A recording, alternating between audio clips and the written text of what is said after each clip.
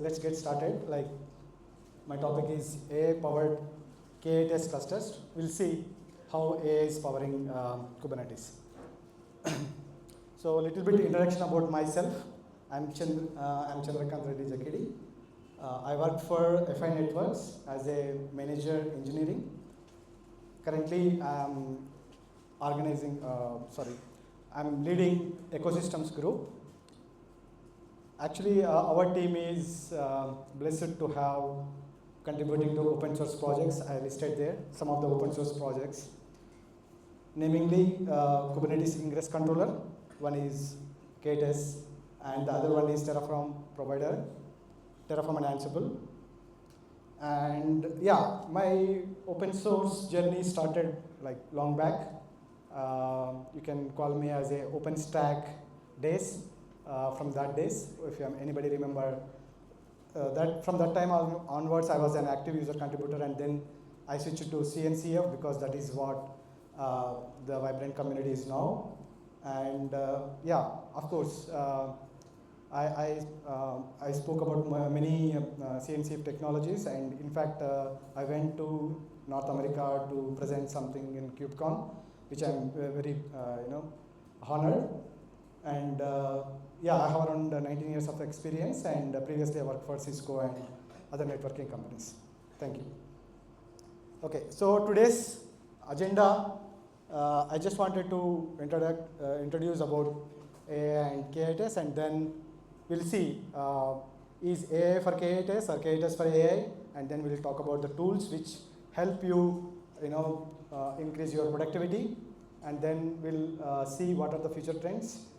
And then we'll see what are the challenges we may encounter. Okay. So first, how many of you know Kubernetes? Yeah, it's very good, and yeah, good to see, because no need to mention, Kubernetes become a de facto containerization orchestration after we moved from virtualization to containerization. And the main reason being it's platform independent, right? It supports all the platforms. And there are a lot of advantages. I don't want to talk much about K8s because most of the people you already know. So the topic is now, is AI helping K8s or K8s helping AI? Obviously, AI is dominating, and we'll see how you can use the power of AI. And before that, I also wanted to emphasize on how K8s is also helping AI. So when we wanted to learn about AI, definitely we wanted to see how LLMs are running. So LLMs take a lot of memory, process, and everything, right? Now the GPU takes more power. The more power, the more processing. Kubernetes is the best platform because Kubernetes is known for its, best resource utilization. So that is where Kubernetes can help AI for memory and resource utilization. And also, when it comes to CI/CD, a lot of learning happens in the LLM. It's a continuous learning. So the CI/CD pipelines where Kubernetes can help on the continuous improvement. And also, as I mentioned, the hardware part is a different, like AI can run in different GPUs, different hardwares. Now everybody is coming up with their own hardware, but the solution need to be a platform independent, right? So that's where K8s can help AI solution to run in a single platform that can be ported in any cloud platforms. Okay. So running AI workloads can definitely benefit the organizations. You need not worry about the hardware dependency, and you can run in the pipelines. It will be automated, and you can use any cloud platforms. But now the topic is like how AI is powering, right? AI is powering Kubernetes. So no need to mention, Kubernetes is very helpful, but at the cost of very complexity, right? So you see all the SREs. Anybody SREs, DevOps? I can see you. I can see all the pain in your faces. How difficult it is to troubleshoot any complexities, especially in a production grade environment. It is easy. It is memoryless consumption, but that at the cost of complexity, right? So AI can bring power Kubernetes to make it simpler, and some of the times it can help you in decision making, and also it can auto heal. So these kind of use cases you can see when you are using an AI. Okay, so yeah, now most of them are like they know a little bit of K8s, and you already started your AI journey. But we are not expert, right? Is there anybody who can say I'm K8s and AI expert? No, we are already. I mean, we wanted to be, but right now we started journey, so nobody is like expert. So what do we do now? Okay, so let's start how we become K8s and AI expert without any spending too much of time in understanding Kubernetes and AI. Okay, so these are the tools identified which are very much useful. Even you are new to K8s, and even you don't know about how to use AI. So these are the tools I listed down, which I think is very much useful to accelerate your K8s learning curve, and you can use it easily. I'll show you a demo also how we can use these tools. The first three tools are powering. These are the AI tools powering Kubernetes, and the second two tools are K8s tools actually powering AI. So in the interest of time, I will demo the first three because the topic is like how AI is powering Kubernetes. So first we'll jump to kubectl AI. The name itself, like we are just adding the AI extension, but it's very powerful. So what is the advantage of kubectl AI? All the powers of LLMs you can bring to K8s cluster. And no need to forget about kubectl. You don't need to remember all the commands. And it's an interactive session. It can get the context and it can give you good suggestions. And it supports all the AI models, including local AI, which is open source.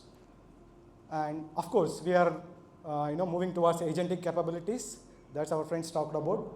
But we'll focus on the primary things about like how kubectl we can use and what are the advantages. If there is anybody like don't know about kubectl or K8s commands, then this is a session for you. You can easily learn in lesser time. Okay, so let's jump into the demo part.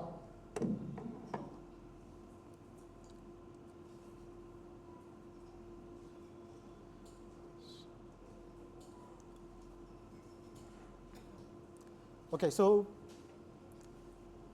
this is where I already installed Kubernetes.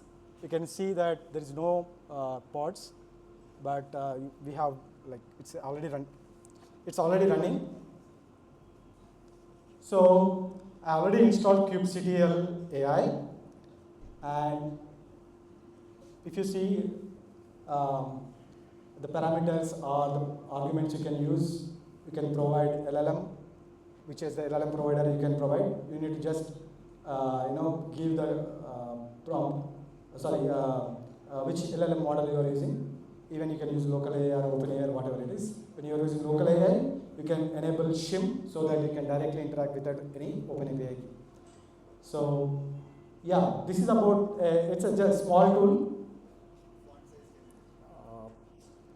Is it? Yeah, it's a recorded video, so I.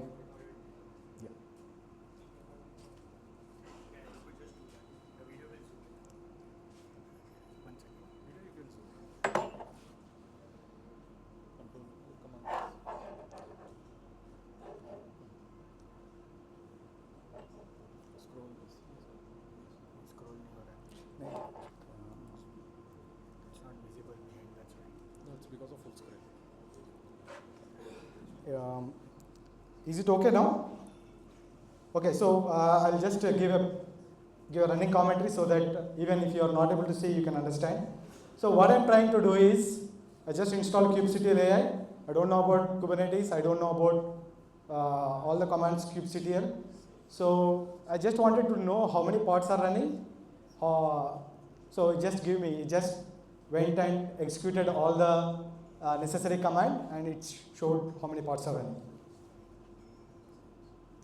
So next I wanted to do one thing which is like generally a Kubernetes operator will do. I wanted to create an Nginx pod. Generally for that I need to pull the image, I need to create kubectl command and all. But now I'm just saying that okay kubectl AI, just create a Nginx pod. That's it. And we can see that it is asking like which namespace you want. So then we can select, and I don't know about these many namespaces are also there. It listed down, and I selected default namespace and just that's it. And then it is giving a nice command and just run it. That's it. So it's as easy like that. You don't need to remember anything. You need to just give your natural language command, and this kubectl will interpret and understand that command, and it will execute the respective kubectl command. So even I ask like, I created Nginx pod, how it is doing? So yeah, maybe it will check all health of this Nginx pod, and yeah, it will give. So yeah, that's it about kubectl AI. Yeah, in the interest of time, I'm not showing too many capabilities of this kubectl AI because yeah, I mean the main thing is you can give all your natural language commands. Okay, so the next thing I wanted to show is about K8s GPT, which is also kind of like ChatGPT but specific to K8s GPT. And the best part about it is it will narrow down your issues and point to the exact failure where you are the issue is there. So let's jump into the second video.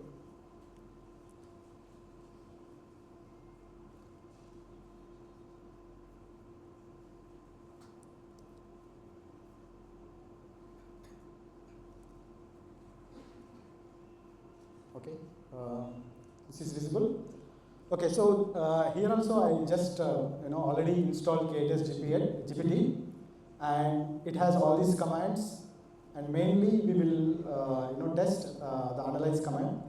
So for that, this is the Kubernetes cluster, and yeah, this is what I was using the model.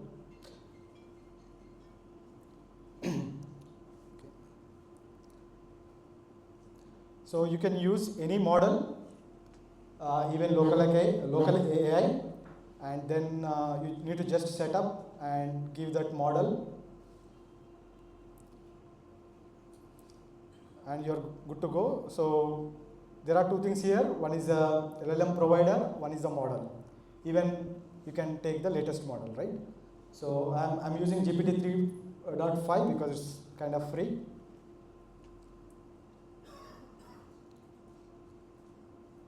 So what I'm doing right now is I'm creating a faulty pod and asking K8s GPT what went wrong. So that is the exercise I wanted to do. Okay, so the pod is created. You can see that it is some error, and I just asked K8s GPT to analyze. And without this, you have to go and describe and first get the pods, and then take that pod name, and then kubectl describe pod name, and then you have to go to the line where it failed, right? But this you need to give that overhead to K8s GPT, saying that analyze and get all the details about where is the failure. Okay, so yeah, this is what the simple demo or example, and not only like this is because one failure I have just mentioned K8s GPT analyze, it will scan entire cluster and give the failures. But if you wanted to be specific about something like pod or service or deployment or anything, you can give those parameters. Okay, so yeah, this is about like K8s GPT. Let's move into the last one.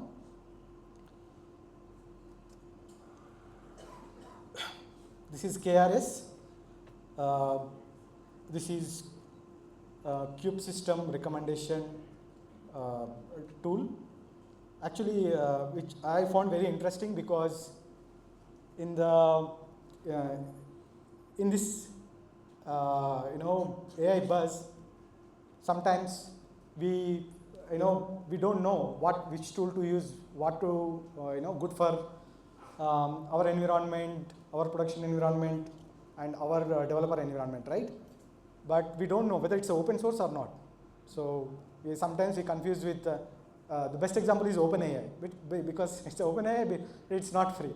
So this is the tool where you can get all the details about the open source tool, and sometimes it acts as an assistant to you to recommend the tools, and it will entirely scan your system. So let's get into that, and even it can do your health check. So sorry, I'm running a bit faster, but hope you understand. Please stop me if you don't understand or you need more clarity. So this is a KRS demo. So it's already installed. So let's skip this installation part. So you can get this from the online. So yeah. So now it's installed. So I'm just initializing. Once installed, you just need to run KRS scan, and right now it is you can see that there is a one tool, Calico. It's open source. It's a networking CNI, and it's the good part is it is showing the CNCF status, because the more CNCF supported, the more advantage we have, because there is a more support to that community and project, and we have active contribution in that. So right now it is saying that okay, Calico you have installed, it related to network policies because it's CNI, and right now it's unlisted. That's interesting because we don't know that is not supported. And then I have installed some more tools, knowingly or unknowingly, and then I wanted to see now, like after some time, I wanted to see, like, check and scan what are all the tools are running, whether there are any tools that are running unknowingly, like it is costing us, or it's open source tool, something like that. And yeah, I just wanted to see after installation, same command you run, and now it is detected 2 more tools I have installed, and you can see, yeah, KubeWatch. I thought it's an observability useful tool, but it is also not listed. But Grafana, and even I can go ahead and say that, okay, what is the AKRS, what is the recommended tool based on my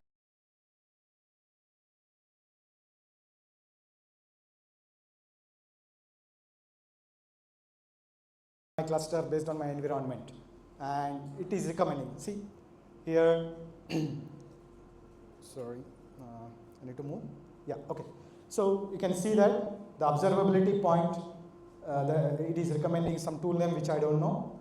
It's an incubating project, and Cilium is getting the track, and it's graduated now, so it is fully supported and GA.